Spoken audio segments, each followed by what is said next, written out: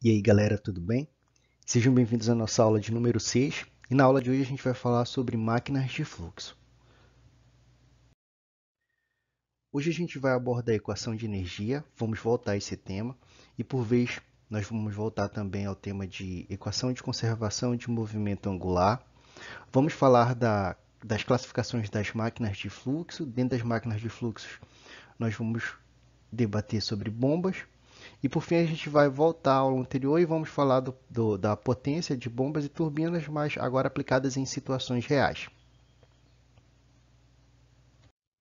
Vamos começar relembrando da equação de energia e como aplicar a equação de energia.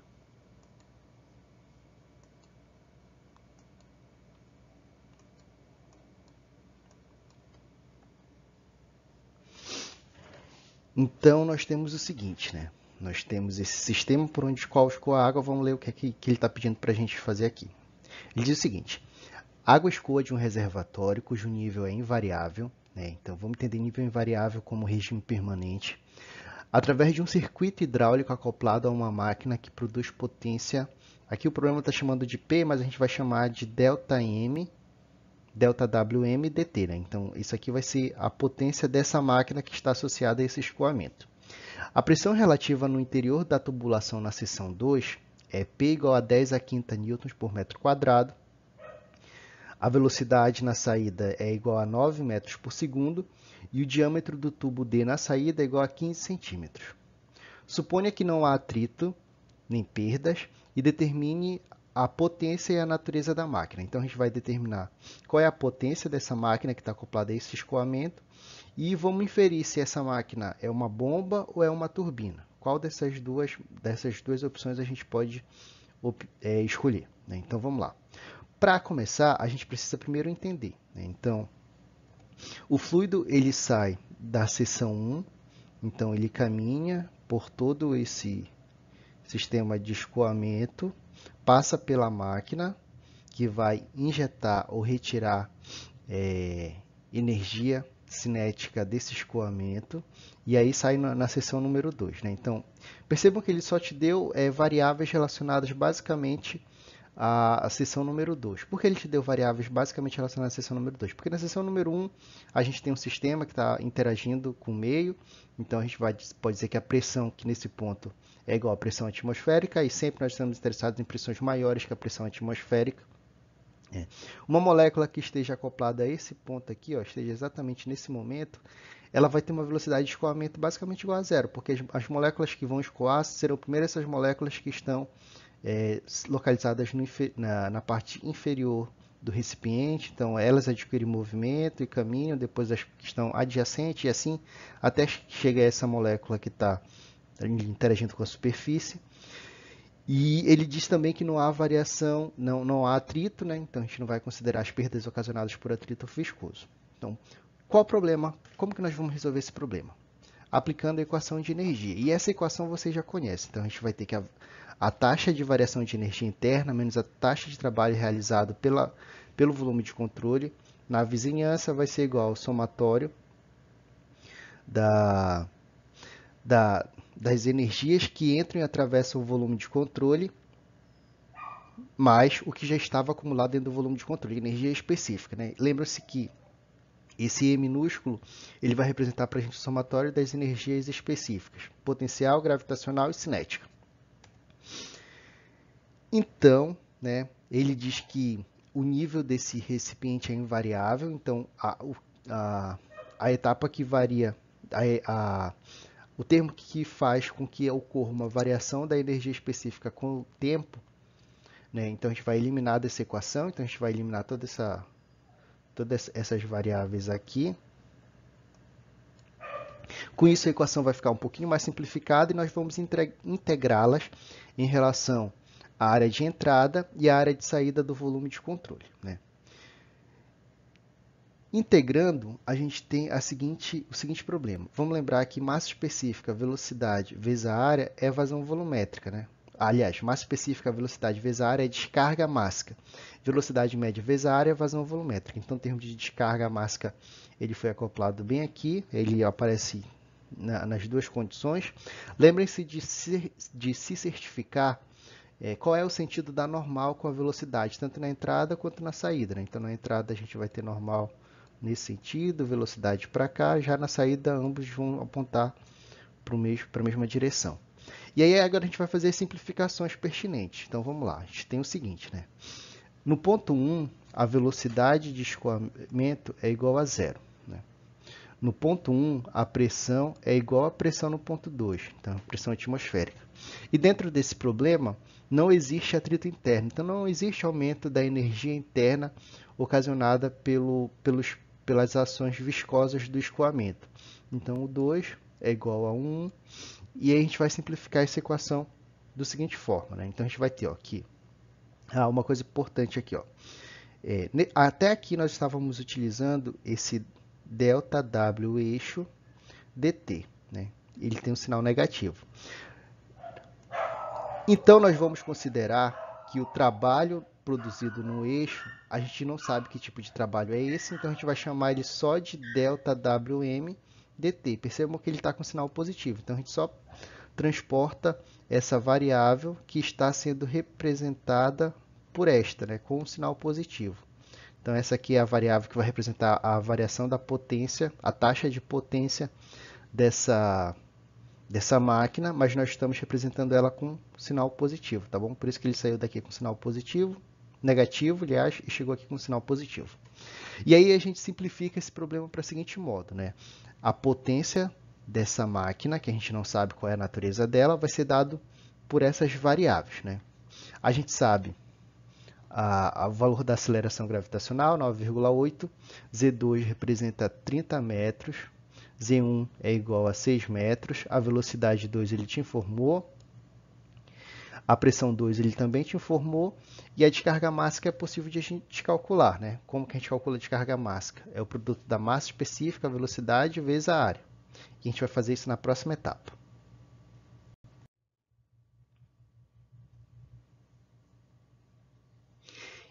E aí a gente chega na próxima etapa. Eu só transportei a equação que a gente havia determinado lá, né? Então, dessas variáveis disponíveis, só falta a gente determinar qual é a descarga mássica. Como que a gente determina a descarga mássica? Descarga mássica vai ser, né, o produto da massa específica, 999, vezes a aceleração, 9, vezes a área de saída aqui nessa seção, na seção de número 2. Como é que a gente calcula essa área? Vai ser πd ao quadrado sobre 4. Então, o valor de d é igual a 15 centímetros, transformando isso para metro, 15 vezes 10 a menos 2, elevado ao quadrado, dividido por 4. Fazendo essas multiplicações, a gente chega aqui, a descarga mássica é igual a 159 kg por segundo. Se a gente tem a descarga mássica e tem as outras variáveis, então a gente consegue calcular a potência dessa máquina. Então, essa máquina ela tem uma potência de menos 15,05 joules por segundo. E aí a gente vai analisar esse significado, né? Menos 15,05 joules por segundo significa que essa máquina ela está retirando energia cinética desse escoamento. Então, se ela está retirando energia cinética desse escoamento, então não pode ser uma turbina. Essa máquina que está acoplada nesse escoamento, aliás, desculpa, não pode ser uma bomba, porque está retirando energia cinética. Então, só pode ser uma turbina. Então, essa máquina que está acoplada a esse escoamento é uma turbina, não uma bomba. Então, com isso, a gente consegue determinar a potência e a natureza da máquina. Se, eventualmente, que não é o caso, fosse um sinal positivo, então a gente poderia dizer que essa máquina está injetando energia cinética nesse escoamento. Então, ela seria uma bomba, mas nesse caso não é. Beleza? Então, vamos seguindo.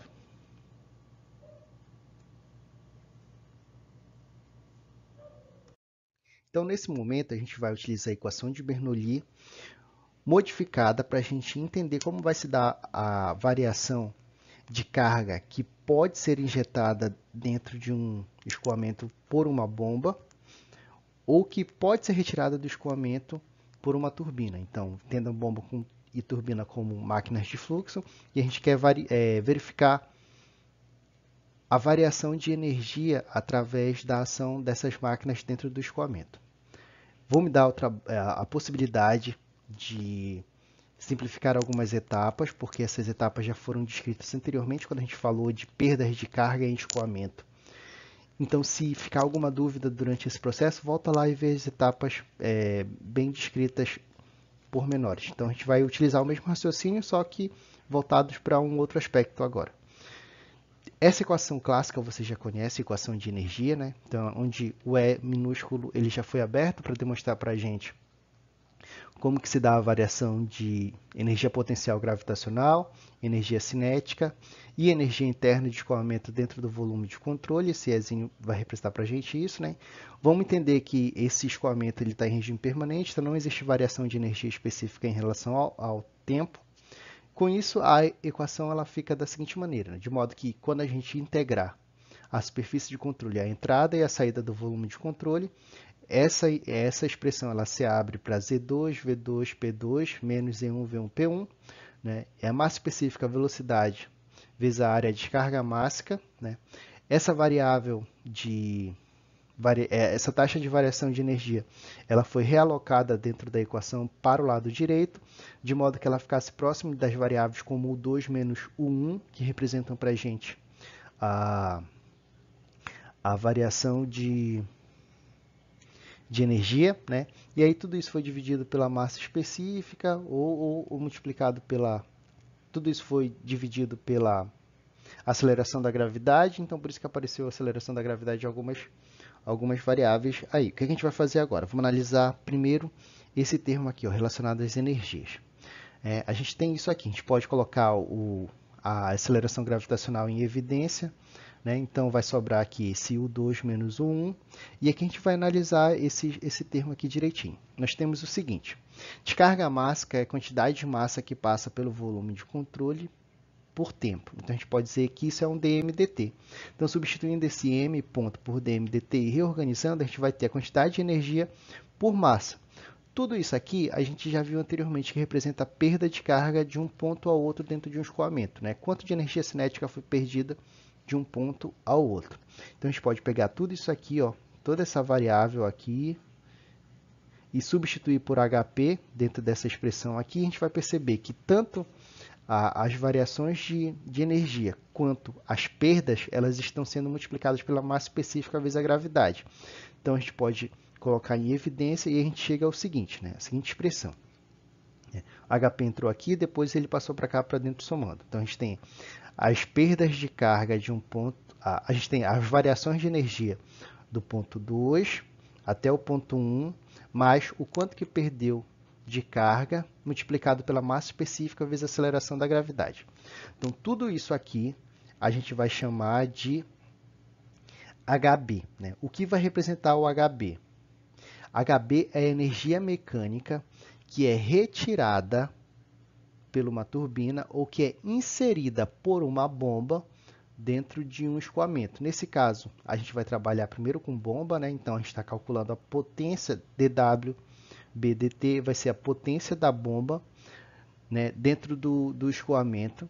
Então, aqui a gente vai estar interessado com esse parâmetro de HB que vai representar para a gente essa energia que é injetada dentro do escoamento. Né? Então, tudo isso aqui, ó, Z2, V2, P2, menos E1, V1, P1, mais HP vai representar a energia que a bomba injetou dentro do escoamento, a energia mecânica que foi injetada pela bomba dentro do escoamento, multiplicado pela descarga mássica vezes a gravidade. Mas o que é descarga mássica? Descarga mássica é o produto da massa específica vezes a vazão volumétrica. Então, essa equação, a gente já conhece ela das aulas anteriores, mas a gente deu uma simplificada nesse processo para chegar a esta equação específica. A gente tem o quê? A potência, nesse caso B, vai representar para a gente uma bomba, então a potência da bomba vai ser medida de que maneira? Vai ser medida com o produto entre a massa específica, a aceleração gravitacional, a vazão volumétrica e a energia mecânica que a bomba injeta dentro do escoamento. Então, tudo isso aqui vai ser utilizado para calcular a potência de uma bomba. Mas como que a gente calcula essa energia? Da seguinte maneira, né? Então, a energia mecânica injetada vai ser calculada por essas variáveis aqui, ó, a variação de energia dentro do escoamento mais as cargas que estão perdidas. Então, a gente pode pegar esse HB e substituir por tudo isso aqui que a gente vai conseguir resolver o problema. Seguindo o mesmo raciocínio, a gente vai chegar à mesma equação para turbinas, só que nesse caso, esse HT ele vai representar para a gente a energia mecânica que a turbina retira do escoamento. E como que a gente calcula o HT? Da mesma maneira que a gente calculou o HB, né? Essas variações de energia mais o quanto que foi perdido durante esse escoamento. Com essas duas equações, a gente consegue calcular, resolver com esses problemas com uma certa facilidade. Então, vamos ver isso nos próximos slides. Então, vamos lá aplicar a equação que a gente chegou na etapa anterior. Esse problema diz o seguinte: a figura mostra um esquema simplificado e fora de escala de uma bomba que retira água por um duto de diâmetro interno de 10 centímetros de um reservatório de grandes dimensões.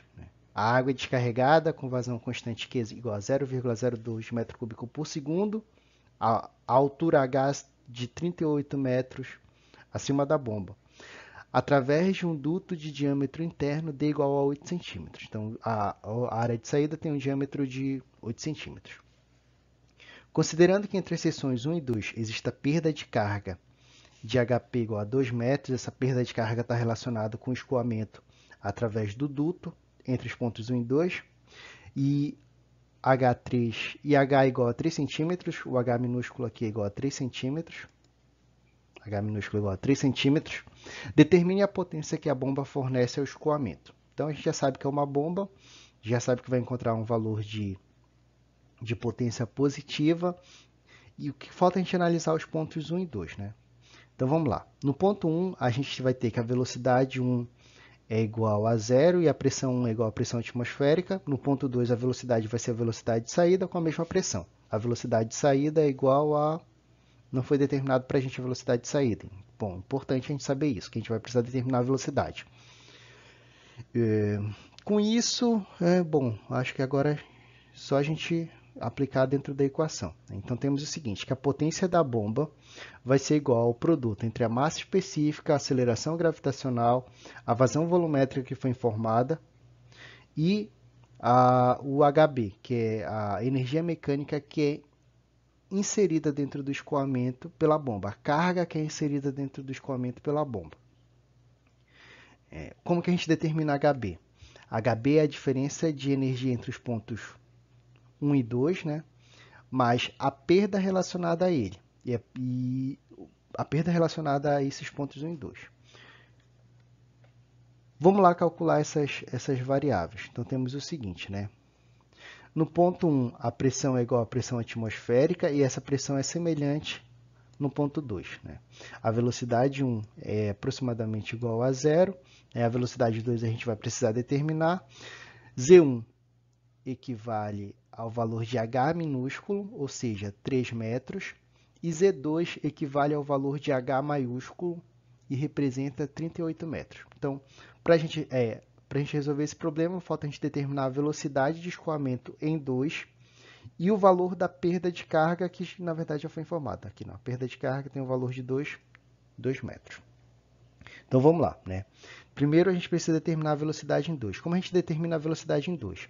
A gente conhece o valor da vazão volumétrica e conhece o diâmetro de saída na área 2. Com essas informações, a gente pode calcular a velocidade 2. Vazão volumétrica é o produto entre a velocidade média de escoamento vezes a área de saída. Então, se a gente reorganizar essa expressão, a gente chega que a velocidade 2 vai ser a razão entre a vazão volumétrica vezes a área de saída. Qual é a área de saída? A área de saída é πd ao quadrado sobre 4. Então, seria π vezes d, qual é o valor do diâmetro? 8 vezes 10 a menos 2 elevado ao quadrado dividido por 4. Então, reorganizando essa expressão e substituindo essas variáveis, a vazão volumétrica 0,02 e o diâmetro 8 vezes 10 a menos 2 ao quadrado. Então, a gente chega ao valor de velocidade 2 igual a 3,97 metros por segundo. Então, já encontramos o valor da velocidade 2 e sabemos qual é o valor da perda de carga. Então, agora é só substituir na expressão propriamente dita. Né? A gente pode calcular só a perda de carga. Né? Então, como é que vai ficar a perda de carga? A perda de carga vai ser Z2, que equivale a 38, mais a velocidade 2 ao quadrado, 3,97 ao quadrado, dividido por 2 vezes a aceleração da gravidade, 2 vezes 2 vezes 9,8, menos o valor de Z1, que representa 3, mais a perda de carga, que é igual a 2. Né?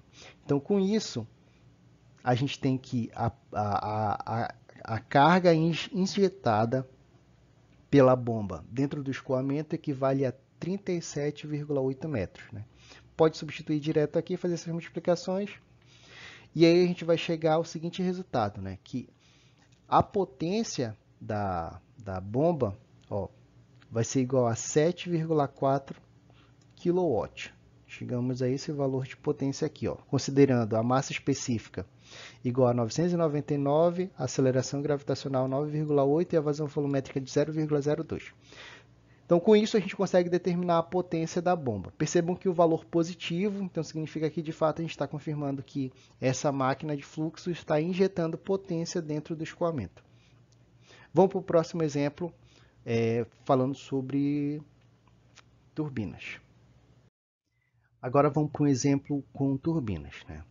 A figura mostra um esquema simplificado e fora de escala de um escoamento de água através de uma turbina do tipo Francis, de uma pequena usina hidrelétrica. A vazão na turbina é de 2,5 litros por segundo e a altura da superfície da água no reservatório em relação à superfície livre da água no canal de fuga é igual a 20 metros.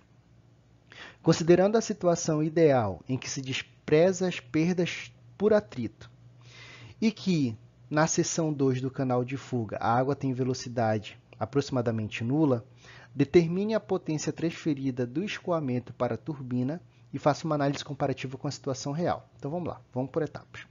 Então, a gente tem aqui um reservatório de grandes dimensões, esse reservatório está acoplado a um escoamento, a esse escoamento tem-se uma turbina, que a gente vai ter o canal de fuga de escoamento. Né? Essa diferença do nível da água do reservatório até o nível da água do canal de fuga, a gente vai chamar de H1, ele deu um valor de 20 metros. E aí a gente vai analisar esse escoamento numa situação ideal e numa situação real. Então, na situação ideal, essa projeção aqui ela vai representar para a gente a linha de energia. Então, a linha de energia seria a energia total de pressão e de escoamento que nós encontraríamos caso não houvesse perdas de carga até chegar à turbina. Então, caso não houvesse perda de carga, a gente teria uma situação ideal de energia. Mas na medida com a qual o fluido escoa e passa pela turbina, vai existir ali atrito viscoso, esse atrito viscoso vai fazer com que haja perda de energia cinética, tanto pelo atrito viscoso, então vai ter perda de carga. Então, nesse ponto, a gente vai ter uma situação real de escoamento. Essa situação real está relacionada a essas perdas de cargas relacionadas ao escoamento do ponto 1 até o ponto 2. Então, vamos lá. No ponto 1, a gente vai ter uma linha de energia que está relacionada às energias de pressão e de escoamento, né? Então, de energia cinética. Então, todas essas energias elas estão relacionadas à linha de energia. E aqui a gente também tem uma linha pisométrica, que está relacionada só com as cargas de pressão. A linha de energia está relacionada com as cargas de pressão e de escoamento, e a linha pisométrica está relacionada com as cargas de pressão. Então, quando a gente soma todos esses valores, existe uma energia cinética que é transmitida para a turbina e faz com que ela entre em movimento. Então, a turbina retira a energia desse escoamento. Então, vamos lá a aplicar nas situações que a gente conhece. Então, a gente vai analisar em relação ao ponto 1 e 2. Né? Então, o ponto 1 ele está tracejado aqui e o ponto 2 ele está tracejado aqui. Então, a gente vai determinar dentro dessas condições.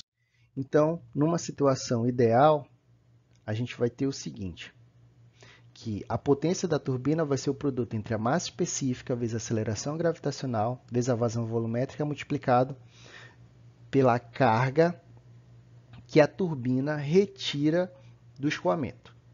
Como que a gente vai analisar esses pontos? No ponto 1, Vamos analisar aqui. Ó. No ponto 1, a velocidade é aproximadamente igual a zero, é zero. No ponto 2 também é aproximadamente igual a zero. Eles estão abertos à interação com o meio, então a pressão em 2 vai ser igual à pressão em 1, pressão atmosférica. Nessa situação ideal, não existe perda de cargas relacionadas ao escoamento, então o valor de HT vai estar relacionado à diferença entre os pontos Z2 e Z1. Né? Então, se a gente considerar essa diferença de Z2 menos Z1, Z1 vai ter um valor de 20 metros, se eu não me engano, não lembro exatamente qual era o valor, e Z2 vai ser igual a zero. Né? Então, Z1 menos Z2, esse resultado, Z1 vai representar esse valor aqui de H1 e ele vai ter uma carga negativa. Então, com isso, a potência vai ser negativa. Né? Então, a gente vai ter uma equação que vai ser representada da seguinte maneira: menos a massa específica vezes a aceleração gravitacional, vezes a vazão volumétrica, vezes o valor de H1, que é a diferença entre Z1 menos Z2. O nosso trabalho aqui nesse problema vai ser calcular a vazão volumétrica, que ela vai ser transferir a vazão volumétrica de litros por segundo para metros cúbicos por segundo. Com isso, a gente chega a um valor de uma potência negativa, indicando que, de fato, esse sistema está trabalhando com uma turbina. A máquina de fluxo é uma turbina, com uma potência de 4,89 kW. Então, numa situação ideal, a gente chegou a esse valor de 4,89 kW. Agora, vamos analisar uma situação real. Já em uma situação real, a gente tem aqui, ó, essa linha pontilhada seria a linha de energia ideal, mas na situação real existe uma perda, né? Então a representação gráfica da linha de energia está demonstrando uma perda de linha de energia. Essas perdas elas estão relacionadas às energias de movimento, as energias cinéticas e as energias de pressão, na linha de energia, e na linha pisométrica apenas as energias de pressão. Então essas perdas a gente vai chamar de HPD, que são as perdas relacionadas ao deslocamento da carga no duto, e essas perdas além delas, a gente vai ter umas perdas de linha pisométrica chamada de HPT, que vai representar para a gente as perdas relacionadas à retirada de energia cinética pela turbina. Então, essas duas perdas aqui elas vão estar relacionadas com a perda total dentro do escoamento. E aí a gente vai ter o seguinte, que as perdas do escoamento elas serão determinadas pelos somatórios das perdas relacionadas ao escoamento do fluido no duto, mais as perdas relacionadas à turbina, né? Então, a retirada de energia cinética pela turbina. Então, tudo isso aqui vai representar as perdas numa situação ideal. De modo que, né, a gente pode analisar da mesma maneira que a gente analisou anteriormente. Então, essa equação aqui ela seria simplificada de maneira que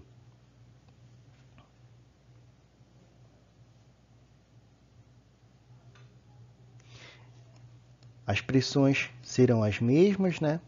A velocidade 1 no ponto 1 vai ser igual a zero, já a velocidade no ponto 2 a gente não pode considerar como zero. Né? Então, a velocidade no ponto 2 ela vai ser mantida ali, mas essas diferenças de carga entre Z1 e Z2. Né? Z1 é igual ao valor de H1 e Z2 vai ser igual a zero. Então, com isso, a gente vai simplificar essa equação para V2 ao quadrado, 2G, menos Z1, né, mais as cargas relacionadas a essas perdas. Quais são as cargas relacionadas às perdas? São as cargas relacionadas ao escoamento, né, mais as perdas relacionadas à retirada de energia cinética do fluido pela turbina. Então, isso aqui vai entrar dentro dessa expressão. Com isso, a gente vai simplificar essa expressão da seguinte maneira. Né? Então, a potência vai ser igual a massa específica menos a massa específica vezes a gravidade vezes a vazão volumétrica, vezes o somatório de todas essas perdas localizadas. H1 menos as perdas relacionadas ao escoamento do fluido no duto, menos as perdas relacionadas à retirada de energia cinética. Perdas relacionadas à retirada de energia cinética da turbina, do fluido para a turbina, menos a velocidade 2 ao quadrado dividido por 2G. Então, se numa situação ideal, a gente tem apenas as diferenças de cota entre os pontos 1 e 2, mas já numa situação real, a gente tem que levar em consideração todas essas outras perdas que estão associadas. Então, percebam que existe uma análise muito mais complexa quando a gente transfere um problema de uma situação real para uma situação ideal. Contudo, o embasamento científico é o mesmo em cada um desses aspectos trabalhados. Então, agora a gente vai falar das máquinas de fluxo, vamos entender como que elas são classificadas, né? Máquinas de fluxo, elas podem aparecer de dois tipos. As máquinas de deslocamento positivo e as máquinas dinâmicas. Qual a diferença entre elas? A de deslocamento positivo, ela utiliza a variação de volume para produzir trabalho. Por exemplo, o pistão de um carro. Então, esse tipo de máquina, ele utiliza a variação do volume ali dentro para produzir o trabalho. Já as dinâmicas, elas direcionam o fluxo através de lâminas ou de par, né?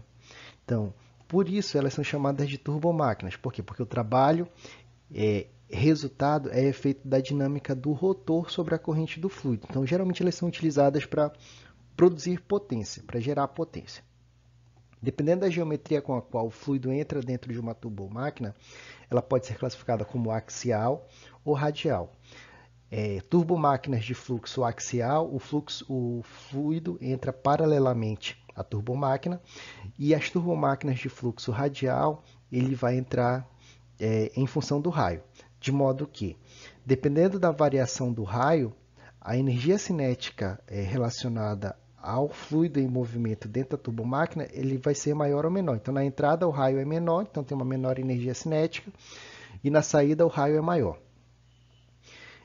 Entre as turbomáquinas de fluxo radial, a gente pode destacar as bombas, e eu vou incluir aqui turbinas, porque a validação matemática para elas é muito semelhante, né? Vamos ver um exemplo de uma turbomáquina. Deixa eu ver se consigo reproduzir aqui.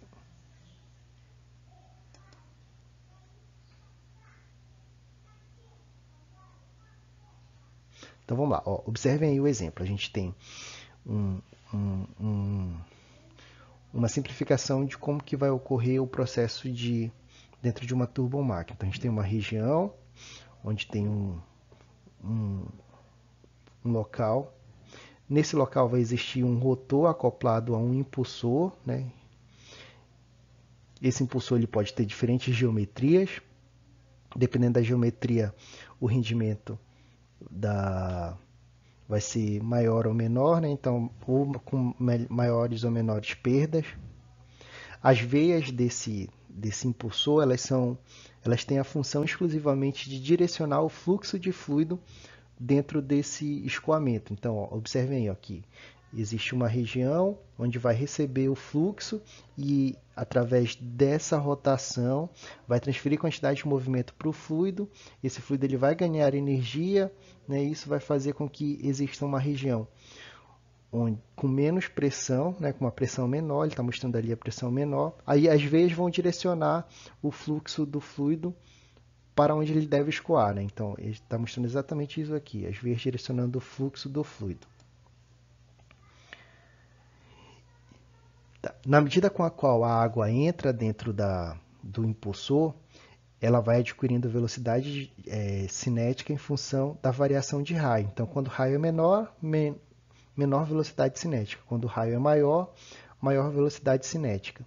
E na medida com a qual aumenta a velocidade cinética, as veias vão direcionando o fluxo para as paredes desse recipiente aí, ó. No momento com a qual o fluido se choca com a parede, então ele adquire nesse ponto energia relacionada à pressão. Então a força do fluido escoando com a parede vai fazer com que esse fluido ele ganhe pressão. Então vai existir uma região de maior pressão, né, que é a região de saída do fluido, e uma região de menor pressão.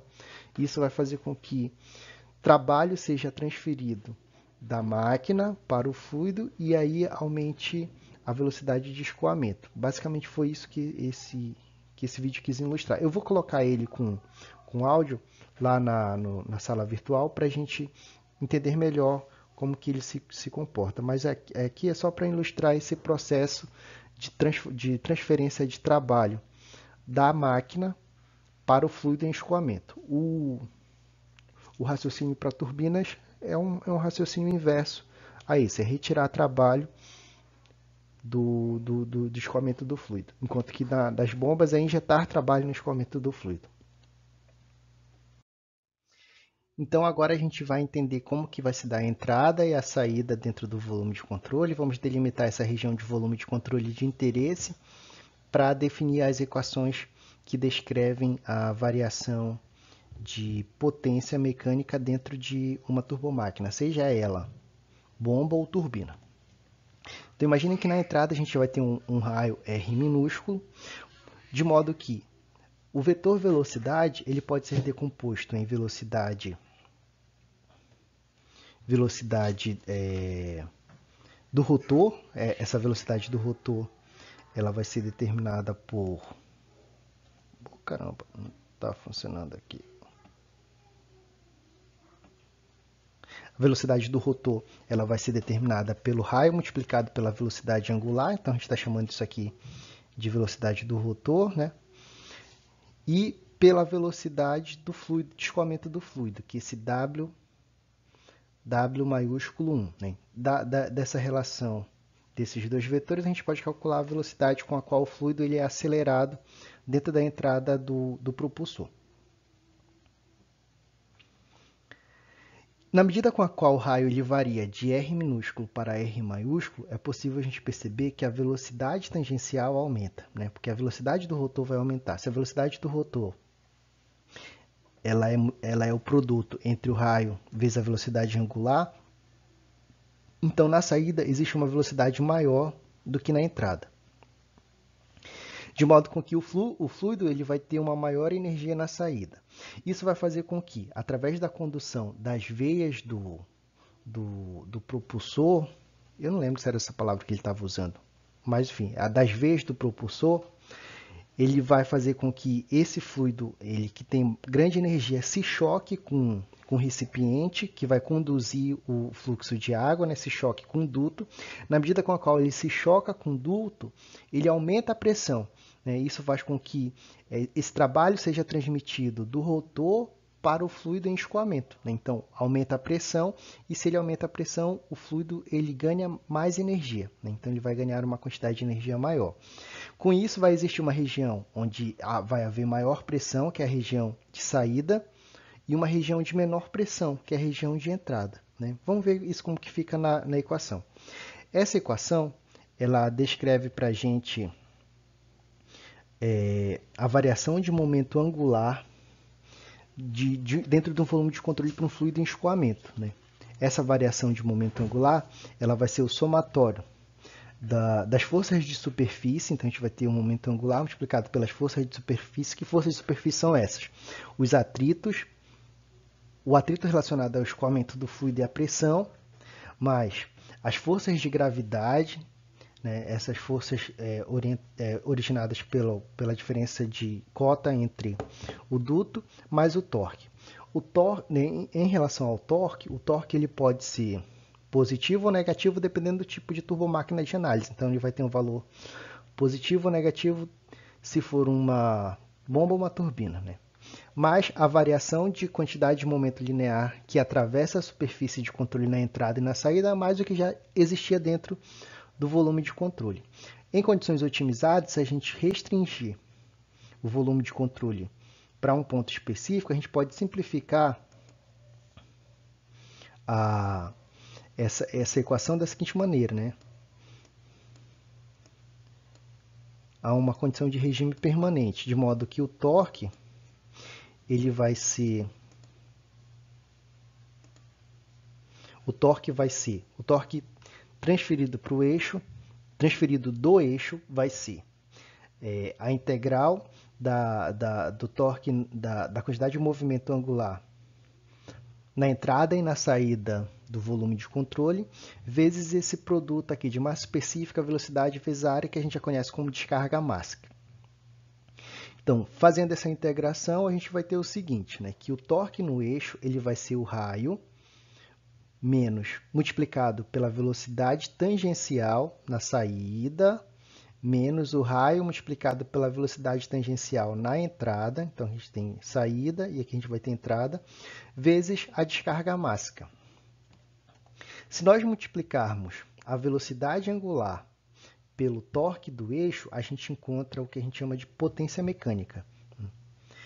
Potência mecânica ele vai ser o produto da velocidade angular vezes o torque. Só que a gente já viu que a velocidade angular vezes o raio é o que a gente chamou de velocidade tangencial, né? Então a gente pode simplificar e dizer que a potência mecânica vai ser a velocidade tangencial na entrada e na saída vezes a descarga máxima. Então esses valores vão representar para a gente a velocidade tangencial. É bom a gente saber o seguinte, que a potência mecânica em bombas ela é maior que zero. Então significa dizer que o torque do eixo vai ser maior que zero nessas condições, mas não exclusivamente para bombas. A gente pode incluir também ventiladores, sopradores e compressores. E já para a turbina, a potência mecânica ela vai ser menor que zero. Então significa dizer que o torque é menor que zero para turbinas. Essas condições são condições estritamente específicas, que eu já tinha falado para vocês anteriormente, né? Então, desde que o escoamento seja permanente, sem atrito e unidimensional. Dividindo esses valores pela massa específica vezes a aceleração gravitacional, a gente vai ter uma carga que é adicionada, uma carga que é retirada de dentro pela turbomáquina, seja ela uma bomba ou uma turbina. Então, galera, essa aula de hoje foi mais para a gente contextualizar dentro dessas variáveis que a gente já havia trabalhado anteriormente, equação de energia, equação de conservação de quantidade de movimento, angular ou não, né? As referências elas vieram principalmente do Celso Live e do Fox. O Brunet ele está aqui só para a gente aproveitar os exercícios que são colocados lá no livro, beleza? Então, agora a gente vai terminar nossa aula por aqui, e aí vocês vão fazer o exercício e devolver no momento adequado. Então, pela atenção, obrigado, e a gente se encontra na próxima aula, beleza? Valeu!